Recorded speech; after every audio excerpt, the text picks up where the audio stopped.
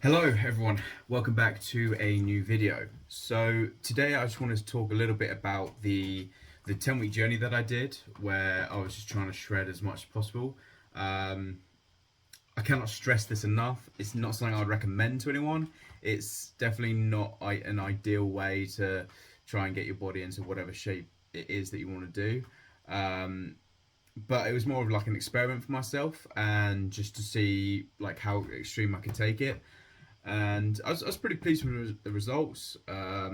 But yeah, I definitely don't think I'm going to be doing it that way again. I think I'd much rather do it over a long term, like over the course of 6 months, rather than try and fitting it all in 10 weeks.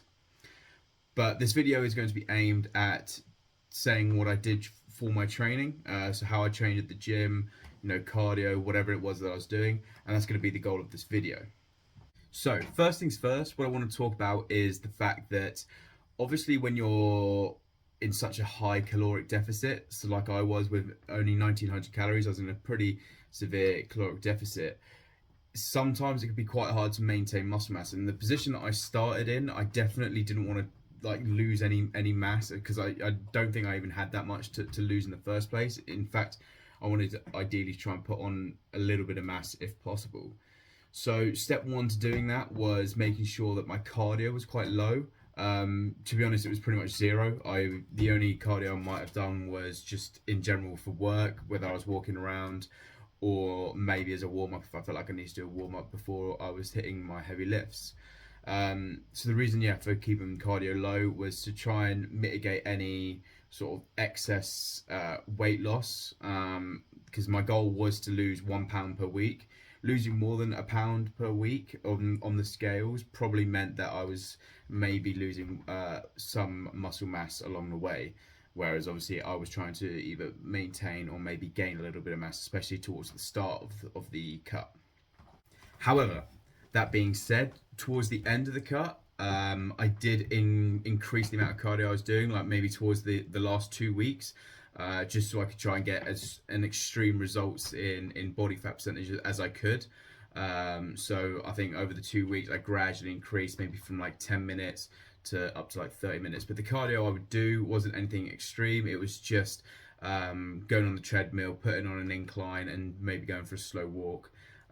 Maybe towards the end, if I had the energy, I would increase it, so decrease the incline back to a level, and then maybe increase to a bit of a jog, maybe even a little bit faster if I felt necessary.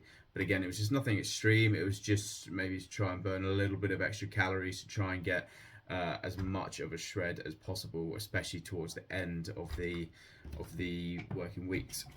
Now, the reason that I would keep the cardio very low was because obviously only taking in 1900 calories, you only have a certain amount of energy to expend, and the focus would be that all the energy that I had left over just throughout the day would be for my weight training, because the goal was obviously to try and keep as much muscle mass as possible. So all the energy I had really was required for those training sessions. And if I increased the amount of cardio beforehand, and I thought, in the morning I'm going to go for a run, and I go to the gym a little bit later, then the chances are I'm not going to be able to push as much weight. I'm not going to be able to maintain as much muscle as possible. So that's why it's really key, especially when you're in a really big cut, to try and keep your cardio low if the goal is to try and maintain or even try and gain a little bit of muscle mass.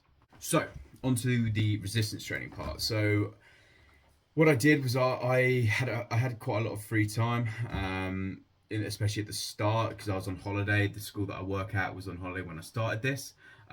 So I was training 6 times per week. I was doing a push-pull leg split. I think the main reason I chose to do this is because I could make the sessions a little bit shorter, while still managing to hit all the amount of volume that I needed to try and gain or maintain muscle mass. And I could keep the sessions a little bit shorter so that each day I wasn't feeling fully depleted, and I wasn't trying to fit in a full body session in, like, if I only trained twice, I'd have to really work hard in those 2 sessions to try and maintain. So I chose to train 6 times per week with a rest day in between as well. Push, pull, legs. I would normally start with push, then go pull, and then go legs. these shorter sessions would consist of maybe one, well, definitely one, maybe two compound movements, which I'd include at the start of a session. I didn't include too many compound movements just because they can take up a lot more energy. They use up a lot more energy, and I wanted to try and make sure that all my muscle groups were being worked to a significant amount, just to make sure that I was maintaining or possibly gaining muscle mass. So there was a lot more isolation exercises. So for example, let's say on my pull day, I would start off with pull-ups, probably underhand pull-ups, so I could work the biceps a little bit more, and then obviously that hits a lot of your back, and that's a good like compound movement to start off the session. And then I go into some more isolation exercises. So for example, for the biceps, maybe I'll go concentration curls, or maybe I'd go for incline dumbbell curls, whatever it may be. And that way I just felt like at least every muscle group was being hit, and I could work each individual muscle group a little bit harder than maybe what I could have if all my energy was gone because of doing compound movements. So I definitely recommend that compounds to start with, because that way it's a good sort of warm up as well. It helps target all areas that you're going to be working in that session, and then go into some isolation exercises, making sure you get the right amount of volume, sets, reps, and load for that session. Now, for the intensity that I was working at for each session, I did this on like a sort of personal basis. So obviously I only had 10 weeks total, and my plan was for the first 8 weeks to be very resistance training focused, try and maintain or gain muscle as much as possible. So for the first 8 weeks, the first week would consist of leaving 2 reps in reserve. Reps in reserve means, so if I'm doing a bicep exercise and I'm pushing myself and I get to like 10 and I still feel like I can push myself maybe 1, maybe 2 more, that's sort of like how I calculate that. So it's a personal feeling whether or not you think you can get 2 more reps, whether you can get 1 rep, 3 reps, whatever it is. That depends on the intensity you want to work at. And for the first week, I would try and leave 2 reps in reserve for each set, and then the next week I'd leave 1 rep in reserve, and then for the third week I would go full out on every single set. So I would literally go till I physically could not get the weight up even more. So if, for example, with the concentration curl, if I was down here and I couldn't get it up anymore, maybe what I'd do if I wanted to do it a little bit more is I'd use my other hand as support just to get it up and maybe slow it down on the eccentric portion of the exercise. But yeah, and then so I went 2 reps in reserve, 1, 0, and then I did that again, repeated 2, 1, 0. Because if I just stayed at 0, I would just be flat out. I'd be done, and I wouldn't be getting a lot out of the sessions. I'd be fatiguing too much. I wouldn't have enough recovery, and it would really harm my gains, especially towards the end of the 8 weeks. And then for the last 2 weeks, so the first 8 weeks were mainly resistance focused, and the last 2 weeks, that was when maybe I think I was increasing the compound movements I was doing, just maybe doing 1 or 2 compound movements, and then just going straight into some cardio to try and literally just burn off as much fat as possible. And I think in those last 2 weeks, I probably harmed my gains a little bit. I probably resulted in losing a bit of the muscle mass that I probably had put on. But I definitely saw like a lot of shredding going on, and obviously the pictures that I took at the end I was really happy with. So overall the results I think were pretty good. But with the reps in reserve thing, that's something that you can sort of experiment yourself with. Like if you're doing an exercise and you're like, yeah, I've got 2 reps in reserve now, and like what you can do is you can just carry on and see if you actually have 2, or maybe if you have 3, then clearly you know that, all right, well my judgment of how much energy and how much I can push myself is a little bit off, so you can just adjust it from there. But it takes a little bit of practice, and with each exercise it will vary a little bit. Like if you're doing a bicep exercise, you might feel a little bit easier or a little bit harder compared to maybe a tricep exercise, whatever it may be. That's just your personal journey that you have to figure out by yourself. And then finally, one of the things I want to talk about as well, which is very, very important, especially when you're on a cut like this, is the timings of your pre and post workout meals. So my pre-workout meal, I'd always try and make sure it was the most carb heavy meal that I had.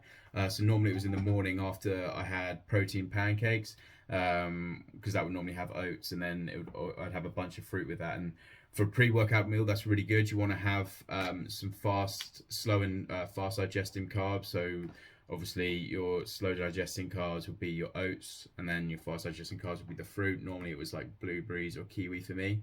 And then what you wanted to try and aim for is that between that meal, so if I had that meal, let's say 10 o'clock, I wouldn't want to leave 4 hours between that meal and my protein meal.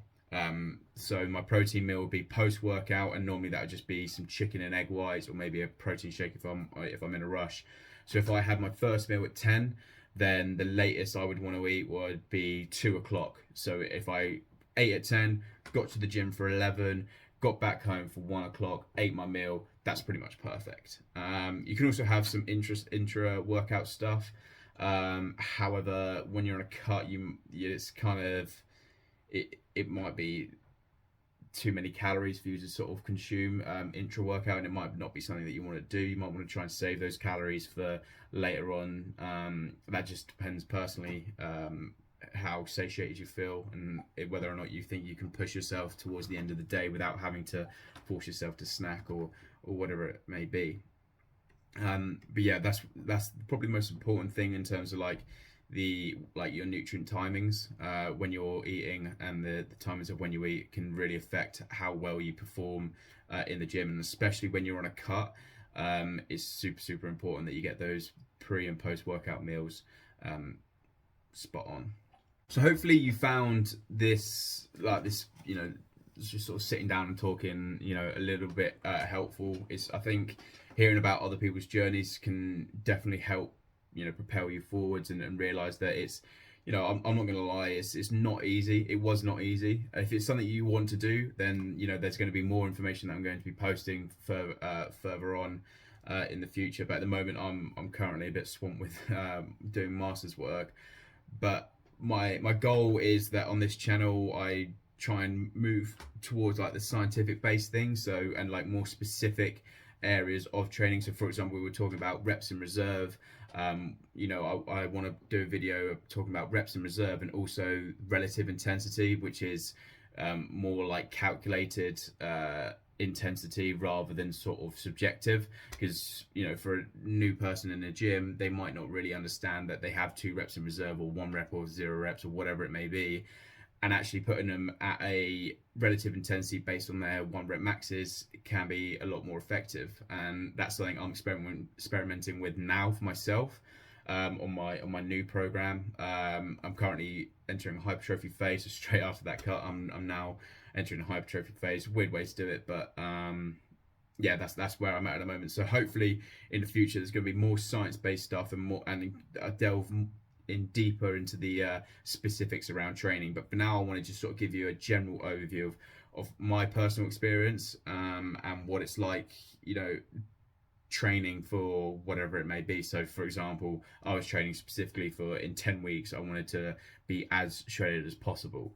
It was not fun. I'm not going to say it was fun. It was definitely very, very difficult, and at times, it was just, I just felt like giving up, and it's not something that I can maintain over a long time. Most research will say that for a diet to be effective, it's got to be a long-term thing, and it's got to be a more slow progression, rather than like I was at the pinnacle. Like 1 pound of body fat like loss per week is like the pinnacle of what you want to lose, especially if you're already as lean as I was. I wasn't exactly overweight or high body fat percentage. I was probably maybe around 14% tops, and I was trying to drop as much as I could from there. So yeah, hopefully we'll delve more into the deeper side of like the science and the specifics around training, and how we can train to achieve the goals that we want. But for now, I appreciate you watching this video. If it's something that you're interested in, please feel free to subscribe, and there's going to be more videos coming slowly, and hopefully when I finish my masters, which shouldn't be too long, there's going to be a lot more videos coming. But I'm trying my best to aim for at least 1 video a week, and maybe I'll try and do 2 as well. But yeah, please subscribe, and if you like it, then drop a like on the video as well. Thank you very much.